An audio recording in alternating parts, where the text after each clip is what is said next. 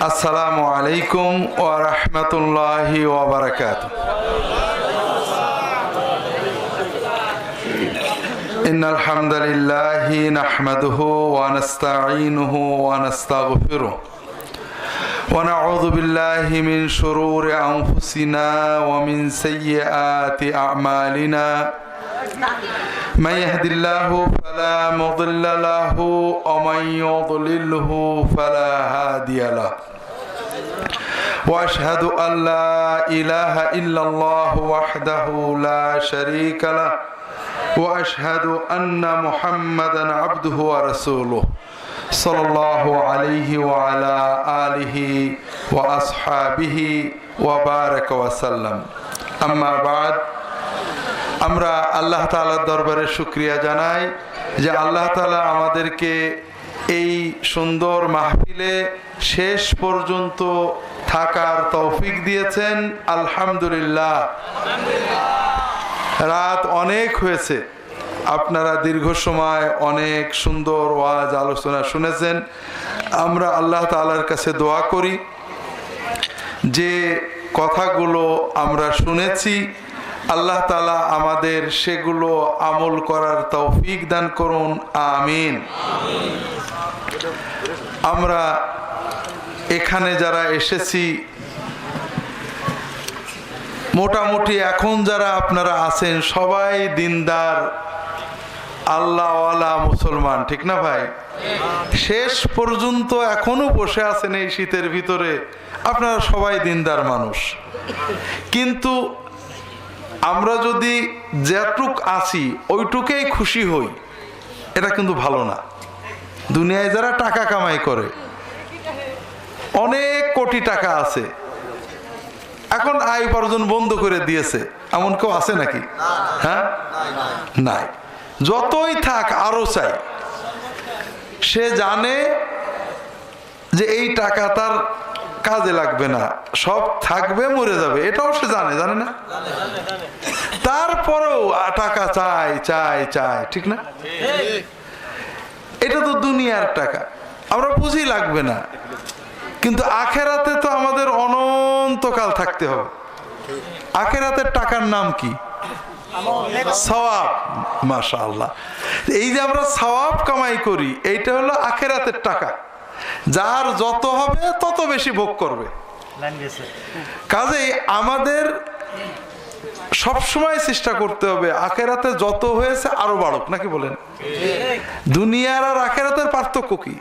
আখেরাত দুনিয়াতে যা আয় করি এটা আমরা ভোগ করব না, অন্যরা ভোগ করে। আর আখেরাতে যা আয় করব ওটা আমরাই নিজে ভোগ করব। কথা বুঝতে পারেননি? এই জন্য আপনারা সবাই আল্লাহওয়ালা, দিনদার, আলহামদুলিল্লাহ। তবে যতটুকু আছে ওতে খুশি হলে চলবে না, কামাই বাড়াতে হবে, নাকি বলেন? কামাই বাড়ানোর জন্য খুব সংক্ষেপে দু একটা কথা প্রথমে বলবো, এরপরে কিছু একটা ছোট একটা গল্প বলার নিয়ত করছি, কারণ রাত হয়ে গেছে, বেশি কথা বলা যাবে না। আমিও ক্লান্ত। আসলে আপনারা মহব্বত করেছেন, বারবার আপনাদের মাদ্রাসা কর্তৃপক্ষ বলেছে একটা মাহফিল হুজুর করা লাগবে, কিন্তু আমিও রাত করে ওয়াজ করতে পারি না, দূরে আসা কঠিন। এই জন্য রাজবাড়ির সাথে বললাম যে তাহলে রাজবাড়ির সাথে করে নেন। বলে ঠিক আছে হুজুর, তাই হবে। কিন্তু প্রবলেম হয়ে গেল আজকের কুয়াশা। আমি রাজবাড়িতে 9:15টার দিকেই ছেড়ে দিছি, আপনাদের এখানে 10টার ভিতরে চলে আসতাম, কিন্তু কুয়াশা এত যে গরুর গাড়ির মতো আসা লাগলো, কিচ্ছু দেখা যায় না। হ্যাঁ, তারপরে আমরা অল্প কিছু কথা আলোচনার চেষ্টা করব।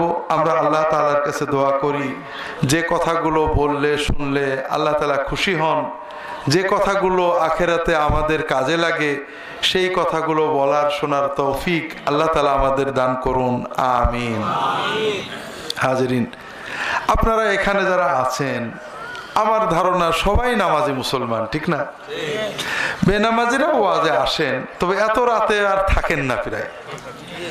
আমাদের জীবনের সবচেয়ে বড় কাজ হলো নামাজ। আমি আজকে এবং গতকাল 2 দিনের ঘটনা, গতকাল দুপুর বেলায় আমার কাছে 3 জন যুবক আসছে। 3 জনেই যশোর শহরের MM কলেজের ছাত্র। 2 জন মুসলমান, 1 জন হিন্দু। হিন্দু ছেলেটা ইসলাম সম্পর্কে অনেক পড়াশোনা করেছে, মুসলমান হতে চায়। এখন আমাকে প্রশ্ন করতে আসছে যে স্যার, আমার মুসলমান বন্ধুরা বলছে যে তোমার নামাজ পড়া উচিত, কিন্তু স্যার পুরো মুসলমান না হয়ে কি নামাজ পড়া যায়? প্রশ্নটা বোঝেন? তা আমি বললাম যে বাবা, তোমার প্রশ্নটা উল্টো হয়ে গেছে। নামাজ না পড়ে কি পুরো মুসলমান হওয়া যায়? কথা বোঝেননি? একজন যদি তোমাকে প্রশ্ন করে যে শরীর পূর্ণ সুস্থ না হয়ে কি খাওয়া দাওয়া করা যায়, হ্যাঁ, যদি কেউ এরকম প্রশ্ন করে তাকে আপনি কি বলবেন? পাগল বলবেন না? যদি কেউ বলে যে শরীর পুরো সুস্থ সবল না হয়ে কি খাওয়া দাওয়া করা যায়, তাহলে আপনি পাগল বলবেন না? আমরা উত্তর হবে খাওয়া দাওয়া না করে কি সুস্থ হওয়া যায় নাকি, ঠিক না? ঠিক তেমনি নামাজ না পড়ে তো মুসলমান হওয়া যায় না। নামাজটা হলো আসল। আমাদের অনেকে বলেন নামাজ না পড়লেই কয় ইমান ঠিক থাকে, বলে না? আসলে ভাই, নামাজ না পড়লে ইমান ঠিক থাকে না। কারণ আল্লাহ রসুল সাল্লাল্লাহু আলাইহি ওয়াসাল্লাম বলেছেন যে নামাজ না পড়লে ইমান ঠিক থাকে না। অনেকে বলে ইমান ঠিক হোক, মন ঠিক হোক, নামাজ পড়বো। আছে নাকি এরকম? আচ্ছা, নামাজ না পড়লে মনটা ঠিক হবে কি করে? যদি কেউ বলে যে শরীরটা ভালো হোক তারপর ভাত টাত খাবো, তাহলে কেমন হবে? হবে নাকি? নামাজ আমার ইবাদত, আমার মজা। নামাজ পড়লে আমার শান্তি। কথা বোঝেননি? মায়ের কাছে যখন আমরা বসে থাকি, কথা বলি, কেউ যদি বলে তুই দৈনিক মার কাছে বসে থাকিস কে, সময় নষ্ট করিস কে, তাহলে আপনি কি খুশি হবেন না বেজার হবেন? মায়ের কাছে বসলে কি সময় নষ্ট হয় নাকি? ঠিক তেমনি আল্লাহর কাছে যখন আমরা নামাজে দাঁড়াই, এর চেয়ে মজার জিনিস নেই। তবে অনেকে মজা পাই না। যেমন অসুখ হয় যার, দেখবেন খাবার রুচি চলে যায়, ভালো খাবার দিলেও খাইতে চায় না, বমি আসে।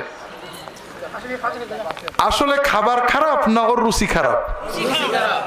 নামাজ মজার জিনিস, কিন্তু নামাজের মজাও পাচ্ছে না, রুচি খারাপ হয়ে গেছে।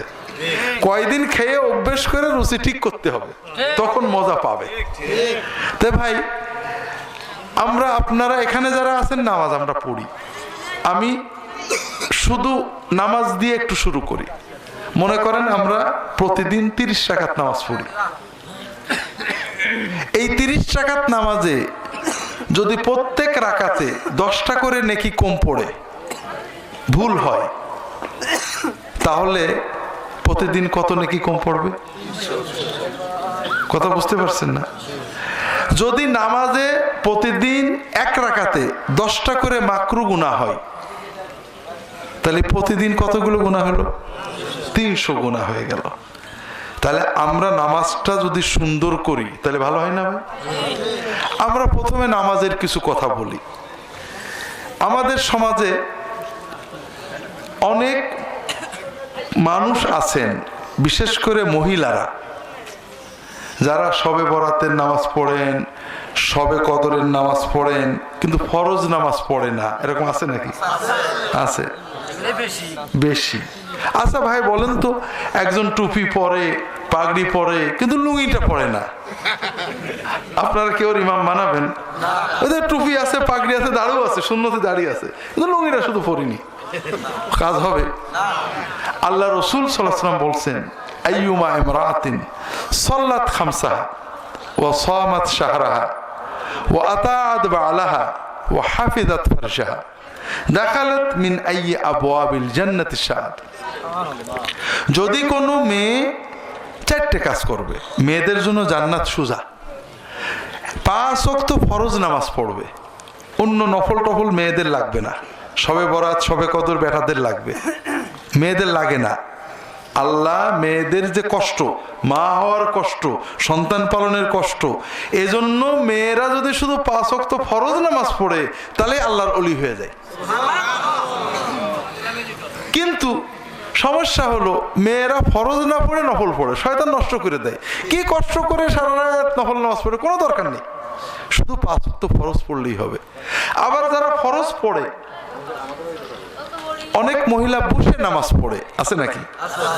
আপনাদের দেশে আছে। ফরজ নামাজ বসে পড়লে নামাজ হয় না। মেয়ে হোক আর ছেলে হোক, নারী হোক আর পুরুষ হোক, ফরজ নামাজ কিভাবে পড়তে হবে? দাঁড়িয়ে পড়া ফরজ। নফল সুন্নত বসে পড়লে অর্ধেক সওয়াব হবে, আর ফরজ নামাজ বসে পড়লে হবেই না। আমাদের দেশের মেয়েরা নামাজ পড়েন শাড়ি পরে, ঠিক না? শাড়ি প্রথমত মুসলমানদের পোশাক না, এটা হিন্দুদের পোশাক। 2 নম্বর কথা, শাড়ি খুব বাজে পোশাক, আমাদের চাদরের মতো। আচ্ছা, চাদর গায়ে দিয়ে মাটি কাটা যায়, রিক্সা চালান যায়, মেশিনে কাজ করা যায়, নামাজটাও ভালো করে পড়া যায় না। নামাজের সিজদায় গেছে, চাদর খুলে নেমে গেছে, ঠিক না? শাড়ি চাদরের চেয়েও খারাপ পোশাক। কারণ আল্লাহ তাআলা মেয়েদের শরীর ঢেকে রাখা ফরজ করেছেন, আর শাড়িতে ঢাকা যায় না। ঝাড়িতে গেলে খুলে যায়, হাঁটতে গেলে খুলে যায়। আর নামাজের মশলাটা হলো, কোনো মেয়ে যদি অন্ধকার ঘরে একাও নামাজ পড়ে, তবে তার জন্য ফরজ হলো পুরো শরীর ঢেকে রাখা, শুধু মুখ, এই কপাল থেকে থুতনি পর্যন্ত, 2 কানের মাঝের মুখ, আর কবজি পর্যন্ত হাত। এইটুকু বাদে শরীরের কোনো অঙ্গ যদি খুলে যায় নামাজের ভিতরে, অন্ধকার ঘরে একাও থাকেন, নামাজ ভেঙে যাবে, নষ্ট হয়ে যাবে। এখন একজন আম্মা, একজন খালা, একজন বোন নামাজ পড়েন, কাপড় না থাকলে ন্যাংটোও নামাজ হবে। আল্লাহর নামাজ সোজা, কোনো কঠিন না, কাপড় নেই ন্যাংটো। সূরা কেরাত জানেন না, শুধু সুবহানাল্লাহ পড়ে নামাজ হবে। আপনি কেবলা চেনেননি, যে কোনো দিক মুখ করে নামাজ হবে। দাঁড়াতে পারেননি, বসে নামাজ হবে। অজু করতে পারেননি, তা মুখ করে নামাজ হবে। কিন্তু কাপড় আছে, আপনি অবহেলা করেছেন, মাথার ঘোমটা খুলে কপালের চুল বেরিয়ে গেছে, নামাজ ভেঙে যাবে। থুতনির নিচেই গলার কাছে বেরিয়ে গেছে, নামাজ ভেঙে যাবে। হাতের কবজির উপরে বাহু অথবা কনুই বেরিয়ে গেছে, নামাজ ভেঙে যাবে। শাড়ি পরে কি এগুলো ঢেকে রাখা যায়? যতই ঢেকে করেন, রুকু সিজদা দিতে গেলে কাপড় সরে যায়, নামাজ ভেঙে যাবে। এই জন্য মুসলমান মেয়েদের ফরজ এবং সুন্নত পোশাক হলো, আমরা পুরুষেরা খুব সুন্নতি পোশাকের পাগল, ঠিক না? কিন্তু বইয়ের জন্য সুন্নত পোশাক চেষ্টা করেছেন? আমার একটা বই আছে, পোশাক, পর্দা ও দেহসজ্জা, পারলে নিয়ে যাবেন। মেয়েদের সুন্নতি পোশাক, কান ফোড়ানো, নাক ফোড়ানো, চুল কি সুন্নত, বইটাই আছে। তবে আমাদের দেশের পুরুষেরা মেয়েদের সুন্নতি পোশাক নিয়ে মোটেও খোঁজে না। কারণ আমাদের দেশের দিনদার পুরুষেরা, আপনাদের কথা বলছি, আপনারা চিন্তা করেন, আমার বউটা আমার এত জ্বালায়, ও যদি আমার সাথে আবার জান্নাতে যায় তো জান্নাতেও জ্বালাবে। কাজে আমি সুন্নতি পোশাক পরে জান্নাতে যাব, আমার বউ তো চোখে যাবে, আমি জান্নাতে যেয়ে একটা হুর নেব। আচ্ছা, আপনার অবহেলায় যদি বউ দোজখে যায়, তা আপনি কোনে যাবেন? দোজখে যাবেন। কারণ স্বামীরা গুনাহ করলে কিন্তু বউদের গুনাহ হয় না। অনেকে আমার কাছে মশলা শুনে, হুজুর আমার স্বামী ঠিক করে নামাজ পড়ে না। বলে আপনার কোনো টেনশন নেই, আপনি আদর করে সোহাগ করে বলবেন, না পড়লে কোনো গুনাহ নেই। কিন্তু বউ নামাজ না পড়লে, হ্যাঁ, খেয়াল রেখেন, কিন্তু আল্লাহ মেয়েদের অনেক সুবিধা দিয়েছেন। তার ভিতর একটা হলো যে মেয়েরা, স্বামী যদি অন্যায় করে মেয়েদের কোনো গুনাহ নেই, কিন্তু স্ত্রী যদি অন্যায় করে স্বামীর দায়ভার আছে, গুনাহ আছে।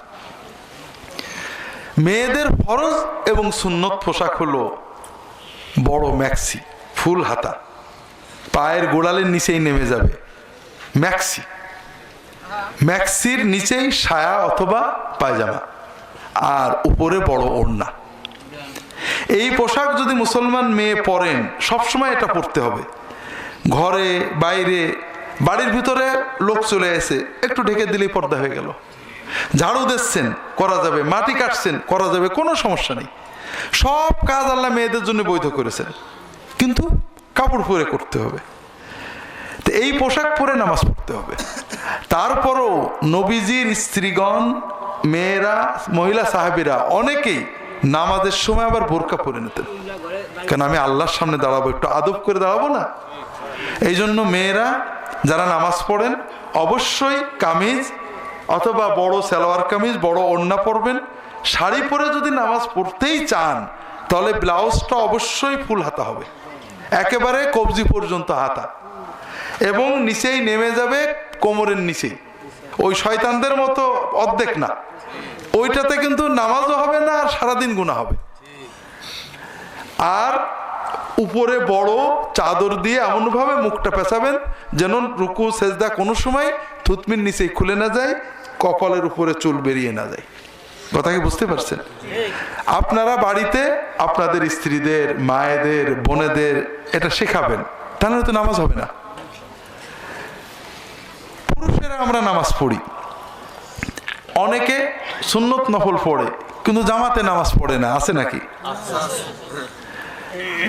আমাদের দেশের মুসলমানকে, যে মুসলমানের ছেলে, একজন আমাকে মশকরা করে বলছে আমাদের বাংলাদেশে এবং ইন্ডিয়ায় হিন্দু আর মুসলমানের কোনো পার্থক্য নেই। হিন্দু ঘুষ খায়, মুসলমানও ঘুষ খায়, হিন্দু ওষুধ খায়, মুসলমান ওষুধ খায়, হিন্দু নামাজ পড়ে না, মুসলমান নামাজ পড়ে না, হিন্দু বিড়ি খায়, মুসলমানও বিড়ি খায়। তাহলে মুসলমান চেনবো কি করে? কোন চিনার কায়দা না পেয়ে শেষ পর্যন্ত এক জায়গায় যে মুসলমান চিনা গেছে। কোন জায়গায়? হ্যাঁ, কাপড় খোলার পরে, ঠিক না? তো এই জন্য ওই কাজটার নাম দেওয়া হয়েছে মুসলমানি, কিন্তু আসলে কি ওইটা মুসলমানি নাকি? ওটার সাথে ইসলামের কোনো সম্পর্ক আছে? ওটা সুন্নত জিনিস, ওটা না করলে ইসলামের কোনো ক্ষতি আছে নাকি? ইসলাম হলো ঈমান, ইসলাম হলো নামাজ, ইসলাম হলো সততা, ইসলাম হলো পিতামাতার খেদমত, কিন্তু এতে কিছুই নেই। এই জন্য ওই কাজটার নাম করা হয়েছে মুসলমানি। কথা বোঝেননি? আমাদের দেশে মুসলমানকে যার মুসলমানি করেছে। এক হিন্দু রিয়াদে আমার কাছে মুসলমান হতে আসছে, কেন? মজার ব্যাপার, ও প্যান্ট পরতো, প্যান্টের সেন্ট আনতে যে এমন ভাবে আটকাইছে, হাসপাতালে যে মুসলমানি নেওয়া লাগছে। তো ও বলছে হুজুর মুসলমানই যখন নিছি আমি মুসলমানই হব। এখন আসলে মুসলমান হওয়া তো ওইটার না, ওটা তো একটা মুসলমানের ইবাদত, ঠিক আছে, কিন্তু আমাদের দেশে মুসলমান পরিচয় পাওয়া যায় না। সাহাবীদের যুগে মুসলমান কে ছিল খুব ভালো করে বোঝেন। যে ব্যক্তি 5 ওয়াক্ত নামাজ জামাতে পড়ে সে হলো মুসলমান, আর যে ব্যক্তি নামাজ পড়ে কিন্তু ঘরে পড়ে সে মুনাফিক মুসলমান, আর যে নামাজ পড়ে না সে কাফের। কিন্তু আমরা জামাতের গুরুত্ব বুঝি না ভাই। সারা রাত তাহাজ্জুদ পড়ার চেয়ে জামাতে নামাজ পড়া অনেক গুরুত্ব। আল্লাহ রাসূল সাল্লাল্লাহু আলাইহি ওয়াসাল্লাম বলছেন, কেউ যদি ইশার নামাজটা জামাতে পড়ে আর ফজরের নামাজ জামাতে পড়ে সারা রাত তাহাজ্জুদের সওয়াব পাবে। কাজেই ভাইরা জামাতে নামাজ ছাড়বেন না। অনেকে বলে যে অমুকের পিছনে নামাজ হয় না, তমকের ও ভালো ইমাম না। জামাতে নামাজ পড়া আমার জন্য ওয়াজিব। ওই ইমামের গুনাহতে আমার কিছু হবে না। ইমাম খারাপ হলে গুনাহ হবে মসজিদ কমিটির, সভাপতির, সেক্রেটারির। আমি সাধারণ মুসল্লি, আমার জন্য ওয়াজিব দায়িত্ব জামাতে নামাজ পড়া। কাজেই জামাতে নামাজ পড়বেন, জামাত যেন মিস না হয়। যদি কোথাও মাঠে ঘাটে থাকেন ওই 2-3 মিলেই জামাত করবেন, এটাতেও কিন্তু জামাতের সওয়াব পেয়ে যাবেন। একা পড়বেন না, লুঙ্গি পরে, টুপি মাথায় দিয়ে, গেঞ্জি গায়ে দিয়ে, হাঁটু সমান কাপড় পরে, কাদা সহ অজু করে ওই মাঠে 3 দাঁড়িয়েই জামাতে নামাজ পড়বেন। কথা কি বুঝতে পেরেছে? জামাত ছাড়া যেন এক ওয়াক্ত নামাজও না হয়। আর বিশেষ করে ফজর এবং ইশার জামাত, মসজিদে যাওয়া হলো ইমানের লক্ষণ, আর বাড়ি পড়া হলো মুনাফিকের লক্ষণ। রাসূলুল্লাহ সাল্লাল্লাহু আলাইহি ওয়াসাল্লাম বলছেন, আসকালুস সালাতি আলাল মুনাফিকিন আল আতামাতা ওয়াস সুবহ। মুনাফিকদের জন্য সবচেয়ে কঠিন হলো ফজরের জামাতে আসা আর ইশার জামাতে আসা। যদি তারা বুঝতো যে মসজিদে গেলে 2 হাড় পাওয়া যাবে, সিদ্ধ হাড়, যেমন আমাদের বাংলাদেশে পরিভাষায় জিলেপি পাওয়া যাবে, তাহলে ওরা মসজিদে আসতো। কিন্তু আল্লাহ যে এত সওয়াব দেবে এই চিন্তায় মসজিদে আসে না। কথা বোঝেননি? যদি ছেলে ফেলে শোনে জিলেপি আছে ঠিকই মসজিদে যায়, কিন্তু আল্লাহ যে কত সওয়াব দেবে, কত খুশি হবে, কত বরকত দেবে, কত উন্নতি দেবে, এই চিন্তাটা মনে থাকে না। আর ইমানদারের চিন্তা থাকে আমার জিলেপির দরকার কি, আমার আল্লাহ খুশি হবে, আমার বরকত দেবে, দোয়া কবুল করবে, এই চিন্তা নিয়ে জামাতে নামাজে যেতে হয়। ঠিক না ভাই? আমরা যারা নামাজে জামাতে যাই অনেক ভুল করি। আগে নামাজের ভুলগুলো ধরি। নামাজ 3 প্রকার: আরব দেশের নামাজ, বাংলাদেশের নামাজ, আর ইসলামী নামাজ, সুন্নতি নামাজ। বাংলাদেশের নামাজ কি? নামাজে দাঁড়ালে এক চুল নড়বে না, ডানি বাই তাকাবে না, কাপড় চুপড় ঠিক করবে না, কিন্তু রুকু সিজদা টকাটক টকাটক টকাটক টকাটক। রুকুতে যে ঠিক হওয়ার আগেই উঠে আবার পুরো দাঁড়ানোর আগেই কোমর এই পর্যন্ত থাকতেই সেজদায় যায়। সেজদার থেকে এই 90% 80% উঠে আবার সেজদা দেয়, নামাজ হয় না। আল্লাহ রসুল সাল্লাল্লাহু আলাইহি ওয়াসাল্লাম বলছেন, আসওয়াউস সারিকা আল্লাযী ইয়াসরিকু ফি সলাতিহি ফি রুকুইহি ওয়া সুজুদিহি। সবচেয়ে বড় চোর যে নিজের নামাজের রুকু সেজদা চুরি করে। রাসূলুল্লাহ সাল্লাল্লাহু আলাইহি ওয়াসাল্লাম রাজুলান লা ইউতিম্মু রুকুআহু ওয়া লা সুজুদাহু। রাসূলুল্লাহ দেখেন একজন লোক নামাজ পড়ছে, রুকু সেজদা শান্তভাবে করছে না। তিনি বললেন, লাউ মাতা হাযা আলা হাযা লা মাতা আলা গায়রি মিল্লাতি মুহাম্মাদিন সাল্লাল্লাহু আলাইহি ওয়াসাল্লাম। যদি এই রকম নামাজ পড়ে মরে তা আমার উম্মত হয়ে মরতে পারবে না। নামাজের সবচেয়ে বড় জিনিস হলো রুকু সেজদা। কারণ আপনি আল্লাহর সামনে দাঁড়িয়েছেন। আপনি যদি একজন এমপির সামনে দাঁড়ান, শান্ত হয়ে দাঁড়াবেন না? এমন কিছু করবেন নাকি যে এমপি রাগ করে, এমন চুলকাচ্ছেন, এমন চুলকাচ্ছেন, এমন করছেন, এমন করবেন নাকি? আল্লাহ সবচেয়ে খুশি হন বান্দা যখন সেজদা দেয়। আল্লাহ রহমতের নজর দিয়ে তাকিয়ে থাকেন। কাজে আপনি শান্ত হয়ে রুকু সিজদা করবেন, যত বেশিক্ষণ পারেন থাকবেন। কথা ঠিক আছে না? আল্লাহ রসুল সাল্লাল্লাহু আলাইহি ওয়াসাল্লাম একজন মসজিদে আসছে, এসে নবীজি প্রথমে মসজিদে ঢুকে নামাজ পড়েছে 2 রাকাত, পড়ে নবীজিকে যে সালাম দিয়েছে। নবীজি বলছেন, তোমার নামাজ হয়নি, আবার পড়ো। আবার পড়েছে, হয়নি। তখন বলছে, হুজুর আমি এসে ভালো পারিনি, একটু শিখিয়ে দেন। নবীজি একবারেই শিখাতে পারতেন, কিন্তু ওকে বুঝালেন যে তোমার নামাজ হচ্ছে না। কিন্তু নবীজি সাল্লাল্লাহু আলাইহি ওয়াসাল্লাম কি বললেন? নামাজ যখন পড়বে শান্ত হয়ে পড়বে। তুমি আল্লাহর সামনে দাঁড়াইছো, আল্লাহু আকবার বলে শুরু করবে, যতটুক পড়ো কোরআন পড়বে। রুকুতে যখন যাবে শান্ত হয়ে যাবে, যতক্ষণ পড়ো আল্লাহ তাসবিহ তাহলিল করবে। তোমার মনে থাকবে আর উঠবো না, উঠবো, তবে শখ থাকবে যে যতক্ষণ পারে আল্লাহর সামনে একটু ঝুঁকে থাকি। এরপর উঠে যখন দাঁড়াবে শান্ত হয়ে পুরো দাঁড়াবে, দাঁড়িয়ে রব্বানা লাকাল হামদ বলবে।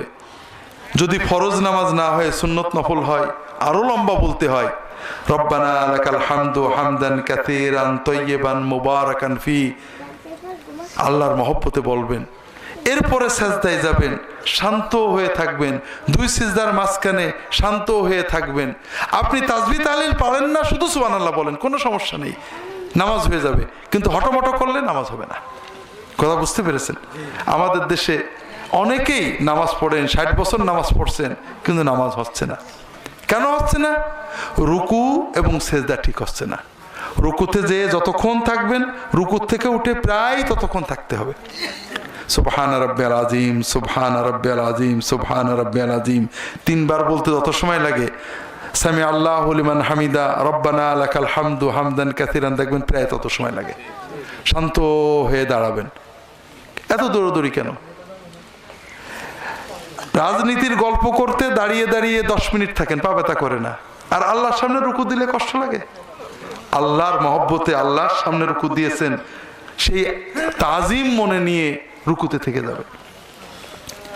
আমরা নামাজের সেজদা এবং রুকুতে দোয়া করতে পারি না।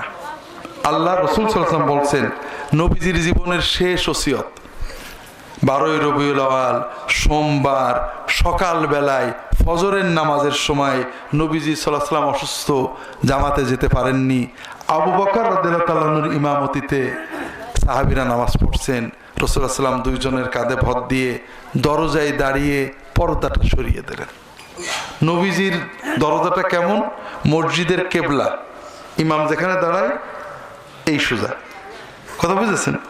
নবীজি যখন দরজা খুললেন মসজিদের সব মুসল্লি কিন্তু দেখতে পেল নবীজি দরজায় দাঁড়িয়েছেন, কেবলার দিকে। তো সবাই খুশিতে কাদু ইয়াফতাতিনুনা ফিস সালাহ, মানে আনন্দে মনে হলো নামাজ ভেঙে দিলেন। কারণ 4-5 দিন নবীজি জামাতে যান না, নবীজির চেহারা মোবারক দেখে না। নবীজি আজকে বেরোইছেন, নিশ্চয় সুস্থ হয়ে গেছেন, আজকে থেকে আমাদের সাথে নামাজ পড়বেন। খুব খুশি হয়েছেন সাহাবীরা। রাসূলুল্লাহ সাল্লাল্লাহু আলাইহি ওয়াসাল্লাম ইঙ্গিত করলেন তোমরা নামাজ পড়ো, ওসিয়ত করলেন। শেষ কথা, আম্মার রুকু ফাআযিমু ফীহি রব, রুকুতে যে তোমরা রবের তাজিম বলবে, সুবহান রাব্বিয়াল আযীম, সুবহান রাব্বিয়াল আযীম, সুবহান কুদ্দুসুন রব্বুল মালাইকাতি ওয়ার রূহ, আল্লাহুম্মা লাকা রাকাতু ওয়া বিকা আমানতু ওয়া লাকা আসলামতু, খাশা লাকা সামঈ ওয়া বাসারি ওয়া মুখি ওয়া আযমি ওয়া আসাবি। তাজিম করার অনেক জিকির দোয়া নবীজি শিখিয়েছেন, এগুলোর উপরে পড়তে হবে। ওয়া আম্মা সুজুদ ফাআকসিরু ফীহি মিনাদ দুআ, রাসূলুল্লাহ সাল্লাল্লাহু আলাইহি ওয়াসাল্লাম বললেন আর নামাজে যখন সাজদায় যাবে তখন আল্লাহর কাছে বেশি বেশি দোয়া করবে। ফাইন্নাহু কামিনুন আইস্তাজাবা লাকুম, সাজদার ভিতরে যে দোয়া করা হয় ওই দোয়া কবুল হওয়ার সম্ভাবনা খুবই বেশি। নবীজি সাল্লাল্লাহু আলাইহি ওয়াসাল্লাম নামাজে সিজদা করতেন, সুন্দর সুন্দর দোয়া করতেন। সেই দোয়াগুলো পড়বেন, মুখস্থ করবেন। আমার ছোট্ট একটা বই আছে ওজিফা, আর একটা বড় বই আছে রাহে বেলায়েত, অনেক দোয়া আছে। কি সুন্দর দোয়া! আল্লাহ আমার রিজিক দাও, সুস্থতা দাও, বরকত দাও, শান্তি দাও। নবীজি সিজদায় দিয়ে চাইতেন, আল্লাহর কাছে চাইবেন। আল্লাহর কাছে যত চাওয়া সিজদায় চাইবেন, বিশেষ করে তাহাজ্জুদে, নফল নামাজে, সুন্নত নামাজে, বিতির নামাজে সিজদায় বেশি বেশি দোয়া করবেন। কথা কি বুঝতে পেরেছেন? আমাদের যত চাওয়া আছে কার কাছে চাইতে হবে? কোন সময় চাইতে হবে? সবচেয়ে বড় সময় হলো সিজদার সময়। কাজেই ছোট ছোট দোয়া মুখস্থ করবেন, আল্লাহর কাছে চাইবেন। রব্বানা আতিনা ফিদ দুনিয়া হাসানা, রাব্বিগফিরলি ওয়া লিওয়ালিদাইয়া, রাব্বিরহামহুমা কামা রাব্বায়ানি সাগীরা, আল্লাহুম্মা ইন্নী আসআলুকাল হুদা ওয়াত তুকা ওয়াল আফাফা ওয়াল গিনা। নবীজি 4টে জিনিস চাইছেন, চাইতে শিখাইছেন। আল্লাহ আমাকে হেদায়েত দাও, তাকওয়া দাও, আমাকে সুস্থতা পবিত্রতা দাও, আমাকে সচ্ছলতা দাও। বাদ থাকলো কি? কোন জিনিস বাদ থাকলো নাকি? 2 সেজদার মাঝখানে বাঙালি কি হড়মড় করে দৌড় মারে, মনে হয় যেন মাথার উপরে 1 মণ বোঝা ঢবাস করে পড়ে যায়। অথচ রাসূলুল্লাহ সাল্লাল্লাহু আলাইহি ওয়াসাল্লাম দোয়া করতেন, রাব্বিগফিরলি ওয়ারহামনি ওয়ারযুকনি ওয়াহদিনি ওয়াআফিনি ওয়াআফু আন্নি ওয়াজবুরনি। 2 সেজদার মাঝখানে কি দোয়া? আল্লাহ আমার মাফ করে দাও, রহমত করো, রিজিক বাড়াই দাও, শরীর সুস্থ করে দাও, বরকত দাও, আমার মান মর্যাদা বাড়াই দাও। আর বাদ থাকলো কি? সব আল্লাহু আকবার। নবীজি শিখাইছেন 2 সেজদার মাঝখানে তোমার যা, তুমি সেজদা একটা করেছো, আল্লাহ খুশি হয়েছে, আবার একটা করবা, এখন মাঝখানে যা চাওয়ার চেয়ে নাও। আর আমরা না আছে হড়মড় করে ঢুকে পড়ি। কাজেই নামাজটা অন্তর দিয়ে পড়বেন। নামাজের সূরা ফাতিহা না পড়লেও নামাজ হবে, কিন্তু রুকু সিজদায় চুরি করলে কিন্তু নামাজ হবে না। কথা বুঝতে পারেননি? জামাতে নামাজ পড়ি, আমরা অনেক ভুল করি। জামাতে নামাজে যাই, যদি দেখি ইমাম সাহেব কেরাত শুরু করেছে, খুব দৌড়াতে শুরু করি, আছে না নেই? রাসূলুল্লাহ সাল্লাল্লাহু আলাইহি ওয়াসাল্লাম বলেছেন, তোমরা যখন ইদা উকিমাতিস সালাহ ফামশু ইলাইহা ওয়া আলাইকুমুস সাকিনাতু ওয়াল ওয়াকার, যখন নামাজের একামত হয়েও যাও, তোমরা নামাজে যাবে হেঁটে হেঁটে শান্তভাবে হাঁটবে, অন্তরে কোনো উৎকণ্ঠা আনবে না। উৎকণ্ঠা কেন ভাই? আল্লাহর রাসূল সাল্লাল্লাহু আলাইহি ওয়াসাল্লাম বলছেন, তুমি যখন ঘরের থেকে বেরোইছো নামাজের নিয়তে, তোমার আমলনামায় নামাজের সওয়াব লেখা আছে। সুবহানাল্লাহ। মসজিদে যেয়ে যদি দেখো যে নামাজ শেষ হয়ে গেছে, তাহলেও তোমার আমলনামায় জামাতে নামাজের সওয়াব লেখা হয়ে যাবে। কেন উৎকণ্ঠা কেন? আমি শান্ত মনে মসজিদে যাব। আমরা মসজিদে ঢুকে যদি দেখি ইমাম সাহেব রুকুতে গেছে, দৌড় দিয়ে কাতারে যাই, গুনাহ হবে। শান্তভাবে কাতারে যাবেন। যদি আমরা দেখি ইমাম সাহেব রুকু থেকে উঠে গেছে, ব্রেক করে দাঁড়িয়ে পড়ি, না, গুনাহ হবে। আপনি দাঁড়াবেন না, ঠিক শান্তভাবেই যাবেন, যে কাতারে দাঁড়াবেন, আল্লাহু আকবার বলে নামাজ শুরু করবেন। এরপরে না ইমামের সাথে সেজদায় চলে যাবেন। রুকু পেলে রাকাত পাওয়া হবে, ওইটার পড়া লাগবে না। আর সেজদা পেলে রাকাত পাওয়া হবে না, কিন্তু সেজদার সওয়াব পাওয়া হবে। একটা সেজদা কবরে গেলে বসবেন, মনে হবে একটা সেজদা সওয়াবের জন্য দুনিয়ার সব সম্পদ দিয়ে দেওয়ার লোভ হবে। কাজেই কেন মিস করব? ইমাম সেজদায় গেলে সেজদায় না যে দাঁড়িয়ে থাকলে গুনাহ হয়, মাকরুহ হয়। কথা বুঝতে পারেননি? কাজেই শান্ত মনে কাতারে যাবেন। কাতারে যে যদি দেখেন ইমাম দাঁড়িয়ে গেছে, আল্লাহু আকবার দাঁড়িয়ে ইমামের সাথে সেজদায় চলে যাবেন। রাকাত পাবেন না, কিন্তু সওয়াব পাবেন। আমরা কি মসজিদে শুধু রাকাত গুনতে যাই না সওয়াবের জন্য যাই? আমরা কাতারে দাঁড়াই, মাশাআল্লাহ, বাঙালি 3 জনের ধাক্কা দিলে আরেকজন দাঁড়াতে পারে, নামাজ মাকরুহ হয়। সাহাবীরা কেমন দাঁড়াতেন? গায়ের সাথে গা লাগিয়ে, পায়ের সাথে পা লাগিয়ে, হাঁটুর সাথে হাঁটু লাগিয়ে কাতারে দাঁড়াতেন। কাজেই আমরা কাতারে দাঁড়াবো, অন্তত গায়ের সাথে গা লেগে যাবে। কথা বোঝেননি? জন্য আর একটা চুল পরিমাণ জায়গা না থাকে।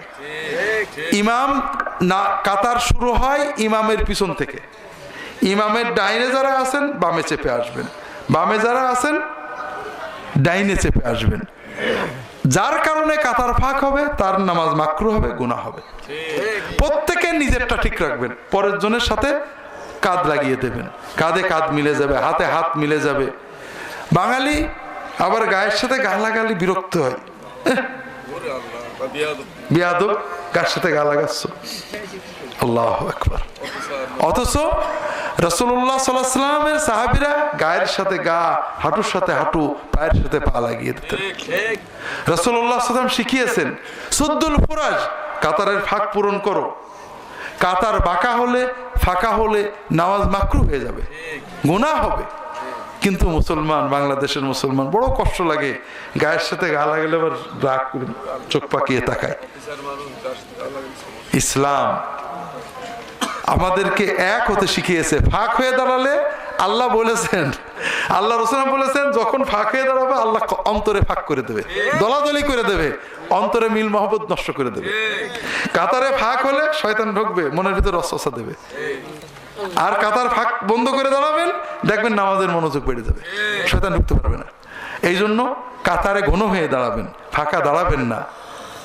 আবার অনেকে বলবে যে এত কাল চললো, আবার হুজুর এসে নতুন মশলা দেয়। হাজরিন, অনেক জিনিস ভুল ভ্রান্তি থাকে। আগের মানুষেরা, বাংলাদেশের মানুষরা সরস্বতী পুজো করতো, লক্ষ্মী পুজো করতো। হুজুরা পূজা ঠেকায় নামাজ শিখে গেছেন, কাতার শেখানোর সময় পাননি। এখন আমরা কাতার শিখাবো, এখন তো আর লক্ষ্মী পুজো করেন না আপনারা। কাজে হুজুররা যতটুক পেরেছেন আমাদেরকে আলহামদুলিল্লাহ ভালো জায়গায় রেখে গেছেন। আগে আপনারা ট্র্যাক্টর চিনতেন না, ঠিক না? এখন তো চেনেন। এখন বলবেন নাকি যে আগের যে ট্র্যাক্টর ছিল না আমরা চালাবো না, কোন নাকি? আগে ইট ছিল না, পাকা বাড়ি ছিল না, কারেন্ট ছিল না, এখন কয় নাকি কেউ যে আমার বাপ হেরিকেনে চলেছে আমু চলবো, কয় নাকি? বাপ যতটুক পেরেছে করেছে, আমরা আরেকটু উন্নত পাইছি নেব। আমাদের পীর মাশায়েখ উলামায়ে কেরাম, আমাদের সমাজের লোকেদের তখন সরস্বতী পূজা, লক্ষ্মী পুজো, কালী পুজো কিছুই ছিল না, ঢোল বাজায় বেড়াতে মুসলমানরা। তখন যতটুক পেরেছেন তারা শিখেছেন। এখন আমরা অনেক ভালো পেয়েছি, আমরা বাকি টুক করব। কাজেই খবরদার নবীর সুন্নত পেয়ে আগের অজুহাত দেবেন না। আগের হুজুররা যা করেছেন ঠিক আছে, তারা কিছু করেছেন আর কিছু করার পরিবেশ পাননি। তারা অনেক ব্যারাম পেয়েছেন। রোগী একটা গেছে ডাক্তারের কাছে, রোগীর রক্ত পড়ে যাচ্ছে, মরে যাচ্ছে, সে রক্ত বন্ধ করেছে, কিন্তু মাথায় ব্যথা ছিল, মাথা ব্যথা সারেনি, সে তো রক্তটা বন্ধ করে দিচ্ছে। এখন আরেক ডাক্তার মাথা ব্যথার ওষুধ দেবে, কথা বুঝতে পারেননি? এই জন্য কখনোই আগের কোন হুজুরের অজুহাত দিয়ে সুন্নতের বিরুদ্ধে যাবেন না। মসজিদে ঢুকে আল্লাহ রাসূল সাল্লাল্লাহু আলাইহি ওয়াসাল্লাম একটা বড় সুন্নত, নামাজ না পড়ে বসবেন না। আপনি মসজিদে ঢুকে সুন্নত পড়বেন, হবে। নফল পড়বেন, হবে। দুখুলুল মসজিদ পড়বেন, হবে। ফরজের জামাতে দাঁড়াই যাবেন, হবে। কিন্তু কোনো নামাজ না পড়ে যদি বসে পড়েন তো নবীজির একটা সুন্নত নষ্ট হবে। ঠিক, এটা ফরজ না, নফল, কিন্তু খুব গুরুত্বপূর্ণ। রাসূলুল্লাহ সাল্লাল্লাহু আলাইহি ওয়াসাল্লাম জীবনে কখনো মসজিদে ঢুকে কোনো নামাজ না পড়ে বসেননি। সাহাবীরা মসজিদে ঢুকলে বসলে রাগ করতেন। ইদা দাখালা আহাদুকুমুল মাসজিদা ফালা ইয়াজলিসান্না ফালা ইয়াকউদান্না হাত্তা ইয়ারকা রাকাতাইন। মসজিদে ঢুকে অন্তত 2 রাকাত নামাজ না পড়ে বসবে না, এটা হলো মসজিদের হক। আমরা কি করি, আগে যে বসি, এরপর উঠে নামাজ পড়ি। কেমন হলো বিষয়টা? আপনি যখন আমার কাছে আসলেন, আমার একটা হক আছে, সেটা কি, যে আপনি আমাকে সালাম দেবেন, ঠিক না? আপনি মসজিদে ঢুকলেন বা আমার মাজলিসে ঢুকলেন, আমার দরবারে ঢুকলেন, ঢুকে বসলেন, বসে কিছুক্ষণ কথা বললেন, হুজুর ভালো আছেন, হুজুর আমার জন্য দোয়া করেন। মিনিট 10 গল্প করার পরে বলেন, হুজুর আসসালামু আলাইকুম। কেমন হলো কামটা? হ্যাঁ, আগে সালাম। তো মসজিদে ঢুকে আগে নামাজ, তাহিয়াতুল মসজিদ, দুখুলুল মসজিদ, সুন্নত যাই পড়েন, মসজিদের একটা হক আছে, সেটা হলো বসার আগে নামাজটা পড়ে নেবেন। আপনি যে আগে বসলেন, বসে নামাজ পড়লেন। আবার বাঙালি নবীজির সুন্নতের উল্টো বানাইছে, মসজিদে আগে একটু বসে নিবা। লা হাওলা ওয়ালা কুওয়াতা ইল্লা বিল্লাহ। মসজিদে যে আগে নামাজ পড়ে বসতে হবে। নবীজি কি বললেন? নামাজ না পড়ে বসো না। হ্যাঁ, মাকরুহ যদি হয় ভিন্ন কথা, তখন তো আমরা বসবো, নামাজ পড়বো না, মাকরুহ। কিন্তু যখন নামাজ পড়ার মতো, আমরা তখনও যাই কিন্তু আগে বসি। বসবেন না, হয়তো বলবেন যে কত হুজুর তো দেখলাম বসলো। হুজুর অনেক বসেছেন, তারা এই সুন্নত খেয়াল করেননি, তাদের গুনাহ হয়নি। কিন্তু আপনি সুন্নত জানার পরেও হুজুরের অজুহাত দিলে আপনার গুনাহ হবে। কথা বোঝেননি? এই জন্য সবসময় খেয়াল রাখবেন, সুন্নত আমাদের আসল। আমাদের উলামায়ে কেরাম অনেক করেছেন, কোনোটা বাদ পড়েছে, আমাদেরও বাদ পড়ে। কথা বোঝেন না? মসজিদে ফরজ নামাজ পড়তে হয়, আর সুন্নত নফল ঘরে পড়তে হয়, এটা উত্তম। আপনি সুন্নতটা ঘরে পড়ে মসজিদে যে জামাতে নামাজ পড়বেন, এদের সব বেশি হবে। অনেক হাদিস আছে, লম্বা বলতে পারবো না। এখন যদি আপনি মসজিদে যে সুন্নত পড়েন, দোষ নেই, কিন্তু তো হুজ্জতি করেন, হ্যাঁ আমিও আমার হুজুরের দেখছি সবসময় সুন্নত মসজিদে পড়েছে, এই হুজুর আবার উল্টো পাল্টা বলছে। না, মসজিদে আপনার হুজুর সুন্নত পড়েছেন, কোনো দোষ করেননি, মসজিদে সুন্নত পড়া যায়, কিন্তু ঘরে পড়লে সব বেশি। আপনার হুজুর হয়তো হাদিসটা জানতেন না, অথবা তিনি সুযোগ পাননি, কোনো ওজর ছিল। আপনি নবীর সুন্নত জানার পরে আর কারোর দিয়ে হুজ্জতি করবেন না। কথা কি বুঝতে পেরেছেন? আল্লাহ তাআলা সবাইকে তৌফিক দান করুন, আমিন। মসজিদে যে এবং নামাজে আমাদের গুরুত্বপূর্ণ একটা জিনিস, যেটা আমরা অনেক সময় ভুল করি, ইমামের আগে উঠে পড়া, ইমামের আগে সালাম শেষ করে ফেলা। কথা বুঝেছেন? ইমামের পিছে থাকতে হবে, আগে যাওয়া যাবে না। ইমাম একটু লম্বা করে আসসালামু আলাইকুম ওয়া রাহমাতুল্লাহ, আমরা ইমামের সাথে শুরু করি, কিন্তু ওনার আগেই শেষ হয়ে যায়। এটা করবেন না। ইমামের যখন রহমাতুল্লাহ বলা হয়ে যাবে, তখন আপনি আসসালামু আলাইকুম রহমাতুল্লাহ বলবেন, ঠিক আছে? যেন ইমামের আগে চলে না যায়। আমার তাকবীর ইমামের পরে হবে, আমার রুকু, আমার সামি আল্লাহ রব্বানা লাকাল হামদ ইমামের পরে হবে, আগে যেন চলে না যায়। কথা বুঝতে পেরেছেন? ইমামের আগে গেলে নামাজের ক্ষতি হবে, হয়তো নামাজ নষ্ট হতে পারে। বিশেষ করে ইমামের আগে সেজদায় ঢুকে গেছেন, ইমামের আগে রুকু থেকে উঠে পড়েছেন, এগুলো আমাদের বর্জন করতে হবে। আল্লাহ তাআলা সবাইকে তৌফিক দান করুন, আমিন। তো ভাইয়েরা, এগুলো আমরা প্রতিদিন নামাজ পড়ি। যদি 10টা সুন্নত বেড়ে যায়, আমাদের প্রতিদিন 100টা সওয়াব বেড়ে যাবে, ঠিক না ভাই? আল্লাহ তাআলা সবাইকে তৌফিক দান করুন, আমিন। নামাজ পাশাপাশি আমাদের পারিবারিক জীবনে, প্রতিদিনের জীবনে অনেক গুনাহ আমরা করি, অথবা সওয়াব থেকে বঞ্চিত হই। যেমন ইসলামে আল্লাহ তাআলা সবচেয়ে গুরুত্ব দিয়েছেন পরিবারকে। সবচেয়ে গুরুত্ব কি? আপনি যখন বাড়িতে যাবেন, আপনারা হুজুরদের সালাম দেন না? দেন, সওয়াব হবে। বউকে সালাম দেন তো? কেন? লজ্জা করে, ঠিক না? বউকে সালাম দিলে কি হয়, স্বামীকে সালাম দিলে কি হয় একটু শোনেন।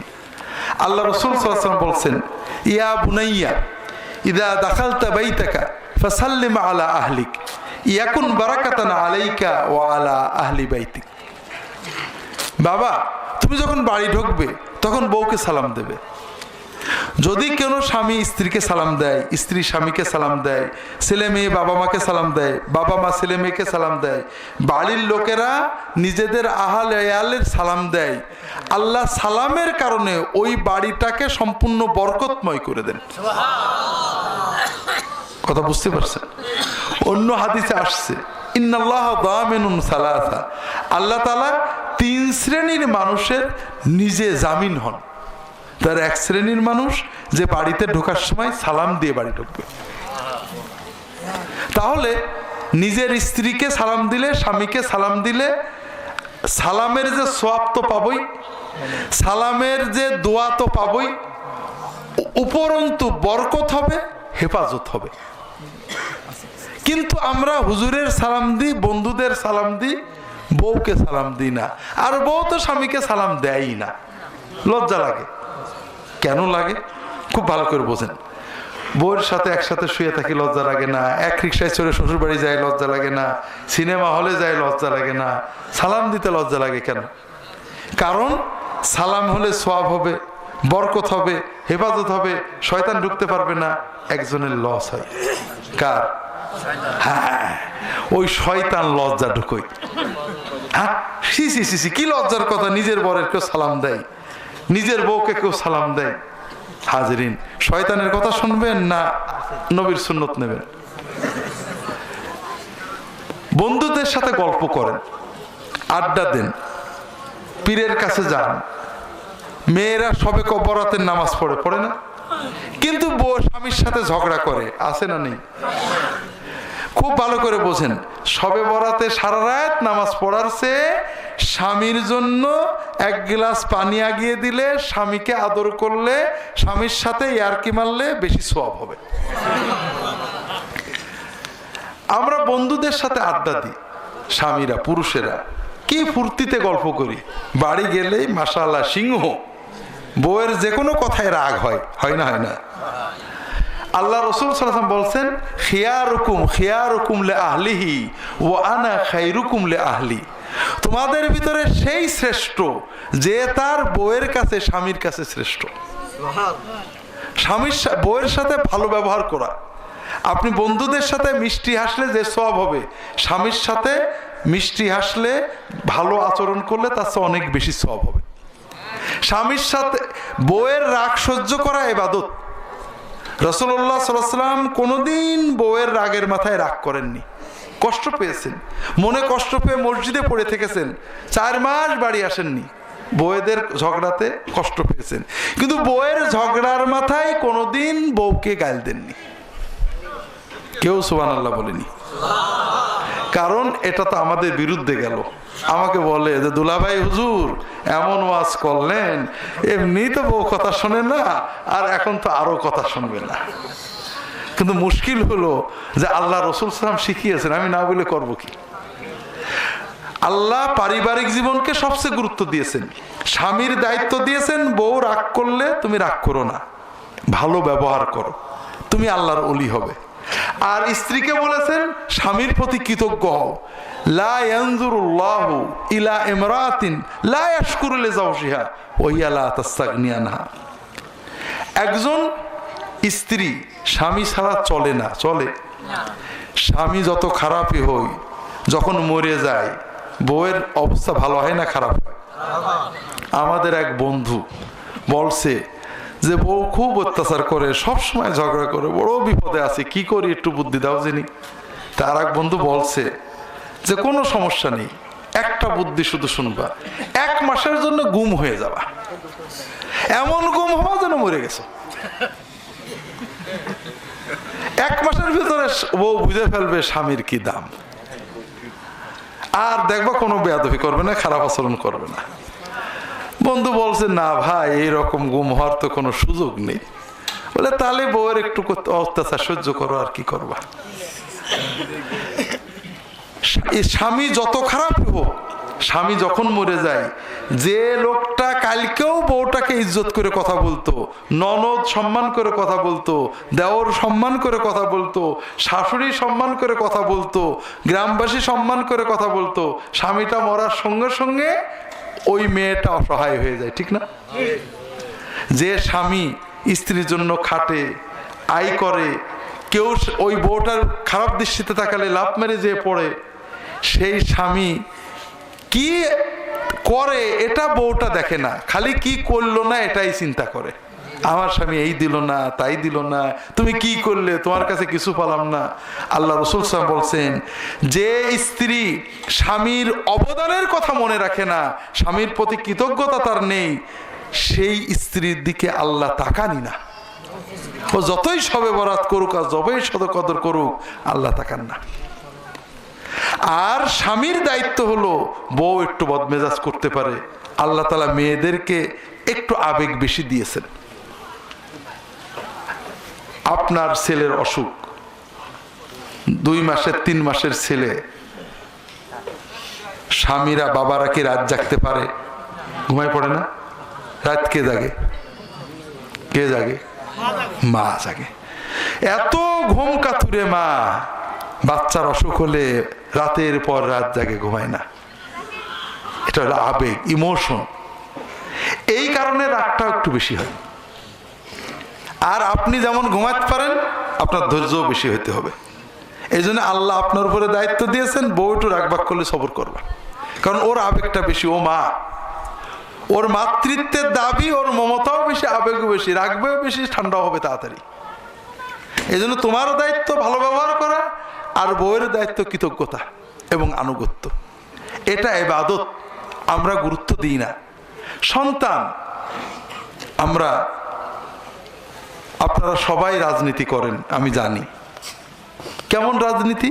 বিকেলবেলা চায়ের দোকানে বসে একজন বিএনপির পক্ষে, একজন আওয়ামী লীগের পক্ষে, একজন জামাত ইসলামের পক্ষে নানান গেজাগেজি করেন, করেন না? করেন না? হ্যাঁ, মাশাআল্লাহ। গত 10 বছরে যত গেজাগেজি করেছেন, এতে আপনার কত সওয়াব হয়েছে? গুনাহ হয়েছে। আচ্ছা, দেশ ও জাতির কি উপকার হয়েছে? এই সময়টা যদি বউয়ের সাথে ইয়ার্কি মারতেন, গল্প করতেন, ছেলে মেয়েদের নিয়ে গল্প করতেন, বেড়াতে বেরোতেন, বাচ্চাদের সাথে ফুটবল খেলতেন, তাতে সওয়াব হতো। আল্লাহ সবচেয়ে বড় জিনিস দিয়েছেন পরিবার, সন্তান। আল্লাহ কোরআন কারীমে সূরা লুকমানে বলেছেন, ওয়ালাকাদ আতাইনা লুকমানাল হিকমা, লুকমানকে আমি বুদ্ধি জ্ঞান দিছিলাম। সেই জ্ঞানের প্রথম জিনিস কি? আল্লাহর শুকরিয়া করো। আর দ্বিতীয়, আল্লাহ কোরআনে সূরা লুকমানে বলেছেন, আমি বিস্তারিত বলবো না, সন্তান। লুকমান আলাইহিস সালাম বাচ্চাকে কি আদর করতেন, বসে বসে কি নসিহত করতেন, এগুলো কোরআনে আছে। সন্তান আমাদের সবচেয়ে বড় সম্পদ। বাপ কি করে? এই খারাপ ছেলেমেয়ের সাথে মিশবি না, এই সিনেমায় যাবি না, যে উনি চায়ের দোকানে আড্ডা দিচ্ছে। আর ও তো সিনেমায় যাবেই, ওর রক্ত ডাকে সিনেমা, ওর বন্ধু ডাকে সিনেমা। আপনি বিকল্প ব্যবস্থা করেন, ওই ছেলেমেয়ের সাথে মিশবি না, তাই মিশবে কার সাথে? আপনি বেছে দিয়েছেন, ও তো মিশবেই। আপনার দায়িত্ব ছিল বন্ধু জোগাড় করে দেওয়া, খেয়াল রাখবেন ও কার সাথে মেশে। তোমার বন্ধুদের দাওয়াত দেবা, আমি চা খাওয়াবো, নিয়ে আসবো দোকানে, গল্প করব, দেখবেন ও কেমন বন্ধুর সাথে মেশে। খারাপ হলে আস্তে আস্তে আউট করে দেবেন, ভালো বন্ধু জোগাড় করে দেবেন, ওকে নিয়ে বেড়াতে বেরোবেন, ওকে নিয়ে জামাতে মসজিদে যাবেন। কথা বোঝেননি? বড় সম্পদ কি? টাকা, দোকান না সন্তান? সন্তান। কাজেই আল্লাহ সন্তানদের সাথে সময় দেওয়া, আমাদের রাসূল সাল্লাল্লাহু আলাইহি ওয়াসাল্লাম সন্তানদের সাথে সময় দেওয়াকে ইবাদত বলে গণ্য করেছেন। এজন্য এগুলোর দিকে খেয়াল রাখবেন। সন্তানদের সাথে গল্প করবেন, বসে থাকবেন, মসজিদে নিয়ে যাবেন, বউয়ের সাথে সময় দেবেন, স্বামীর সাথে সময় দেবেন। এইভাবে প্রতিদিন আমরা হাজার হাজার নেকি বাড়াতে পারবো। কথা কি বুঝতে পেরেছেন? আর একটা কাজ আমরা বাংলাদেশের মুসলমানরা করি না, সেটা হলো আমরা বোবা শয়তান, শয়তানুন আখরাস। কথা বোঝেননি? এই যে আপনারা মুসল্লি মানুষ, আপনাদের আশেপাশে আত্মীয় স্বজনের ভিতরে বেনামাজি নেই, বেরোজাদার নেই, গুনাহ করে বেপরদা মানুষ নেই? মহিলারা যারা নামাজ পড়ে আশেপাশে বেপরদা মেয়ে ছেলে নেই? আপনারা কি প্রতিদিন দু একজনকে একটু নসিহত করেন? চায়ের দোকানে চা খান, দোকানদার নামাজ পড়ে না, জানেন তো? ও কিয়ামতের দিন বলবে, যখন কিয়ামতের দিন ফেরেশতারা ও ধরে দোজখে নিয়ে যাবে, ও বলবে যে আল্লাহ, আমার দোকানে হুজুররা চা খাইতো, বাজার করতো, মিষ্টি কিনতো, আমার পাশ দিয়ে যাইতো, কোনোদিন তো ভালো করে বুঝইনি যে নামাজ না পড়লে দোজখে যাইতেই হবে। আল্লাহ, আমার একার দোষ না, হুজুরের নেওয়া লাগবে। বিশ্বাস করেন আটকা পড়বেন। কথা বুঝতে পারছেন না? হাজরিন, আমরা এই যে এই মুসলমান যারা এখানে আছি কয়েকশো, প্রত্যেকে দিনে একজনকে নামাজের দাওয়াত দেব। আমাদের কয় টাকা খরচ হবে? নামাজের দাওয়াত দিলে মারে এমন মুসলমান বাংলাদেশে আছে? হ্যাঁ, আমরা অন্যায় করি। এই তুই নামাজ পড়লে কেমন মুসলমান, নামাজ পড়। তখন ও রাগ করে, নামাজ না পড়লে কি ইমান ঠিক আছে? কারণ আপনি বলেছেন খারাপ করে। কথা বোঝেননি? আমাদের দেশে ইন্স্যুরেন্স কোম্পানি আছে না, ওর এজেন্টরা আছে না, আপনাদের কাছে যায় না? অনেক বুঝই, বুঝানোর পরে আপনি যখন এই বাদ দে সব চিটারি, ও কি গাল দেয় নাকি? রাগ করে? কেন করেন? ওর রাগ নেই? ওর রক্ত মাংসের মানুষ না? তো রাগ করে না কে? হ্যাঁ, ওর একটা ব্যবসা আছে। ও জানে তেল টেল মেরে কোন রকমে আপনাকে ঢুকাতে পারলে ও কমিশন পাবে। আপনারও একটা ব্যবসা আছে। কার সাথে? কোন রকমে একজন মানুষকে যদি মসজিদে ঢুকাতে পারেন, ও জীবনে যত নেকামল করবে, ওর ওসিলায় জীবনে যত নেকামল হবে, কিয়ামত পর্যন্ত আপনি 100% কমিশন পাবেন। কাজেই আল্লাহর কাছে ফজরের নামাজ পড়ে কাইন্দে কেটে, আল্লাহ আজকে ওই কাস্টমারটা ধরবো, আল্লাহ তুমি দয়া করে আমার মাধ্যমে ওকে মসজিদে নেবে, আর কেউ যেন চান্স না পাই, আল্লাহ আমি ওকে মসজিদে নিয়ে আমি জান্নাতে যাব।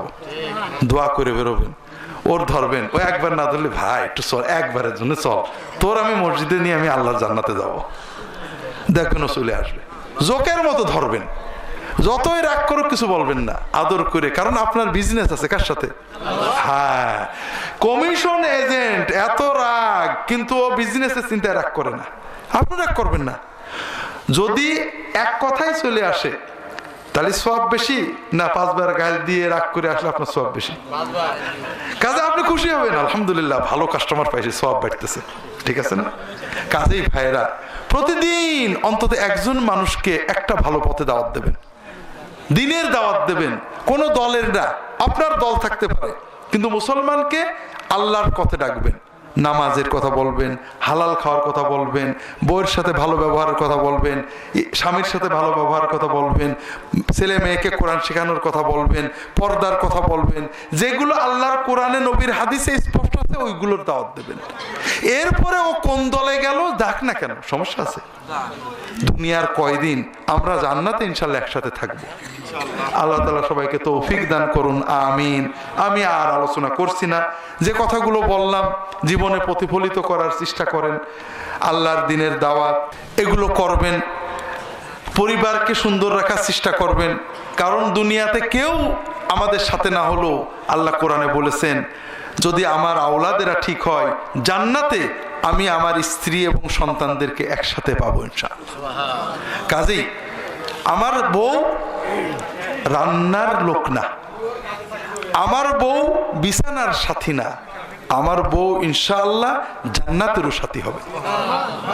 আমার স্বামী বাজারের লোক না, আমার স্বামী বিছানার সাথী না, শুধু আমার স্বামী ইনশাআল্লাহ জান্নাতের সাথী। সেইভাবে চলতে হবে। কথা বুঝতে পেরেছেন? আমার ছেলে মেয়ে দুনিয়ার চোখের শান্তি না, জান্নাতেও সাথে থাকবে, এই চিন্তায় চলতে হবে। আল্লাহ তৌফিক দান করুন, আমিন।